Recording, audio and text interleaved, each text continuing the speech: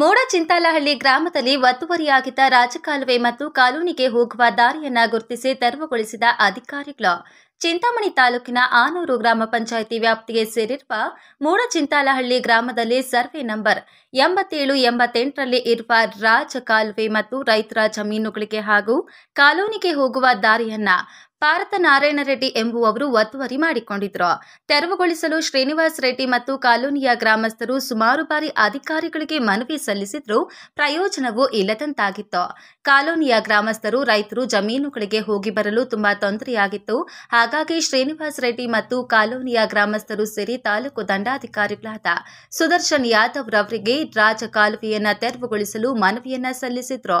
ಕೂಡಲೇ ಒತ್ತುವರಿಯಾಗಿದ್ದ ರಾಜಕಾಲುವೆಯನ್ನ ತೆರವುಗೊಳಿಸಲು ರೆವೆನ್ಯೂ ಅಧಿಕಾರಿಗಳಿಗೆ ತಹಶೀಲ್ದಾರ್ ಅವರು ಸೂಚಿಸಿದ್ದು, ಅವರ ಆದೇಶದ ಮೇರೆಗೆ ರೆವೆನ್ಯೂ ಇಲಾಖೆಯ ಅಧಿಕಾರಿಗಳು ಸ್ಥಳಕ್ಕೆ ಆಗಮಿಸಿ ಒತ್ತುವರಿಯಾಗಿದ್ದ ರಾಜಕಾಲುವೆ ಹಾಗೂ ರೈತರ ಜಮೀನುಗಳಿಗೆ ಹೋಗುವ ದಾರಿಯನ್ನ ಸರ್ವೆ ಮಾಡಿ ದಾರಿಯನ್ನ ಗುರುತಿಸಿಕೊಟ್ಟು ಒತ್ತುವರಿಯನ್ನ ತೆರವುಗೊಳಿಸುವುದರಲ್ಲಿ ಯಶಸ್ವಿಯಾಗಿದ್ರು.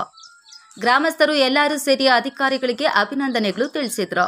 ಈ ಸಂದರ್ಭದಲ್ಲಿ ಆರ್ಐ ಗೋಕುಲ್, ಭೂಮಾಪಕರಾದ ಆಂಜಿನಪ್ಪ, ಗ್ರಾಮ ಸಹಾಯಕಿ ಅಶ್ವಥಮ್ಮ, ಶ್ರೀನಿವಾಸ್ ರೆಡ್ಡಿ ಕುಟುಂಬದವರು ಮಂಜುನಾಥ್, ಗ್ರಾಮ ಪಂಚಾಯಿತಿ ಸದಸ್ಯರಾದ ಶಂಕರಪ್ಪ, ತಿಮ್ರಾಯಪ್ಪ ಮತ್ತು ಊರಿನ ಎಲ್ಲ ಗ್ರಾಮಸ್ಥರು ಹಾಜರಿದ್ದರು. ವರದಿ ನವೀನ್ ಕಿರಣ್, ಚಿಂತಾಮಣಿ.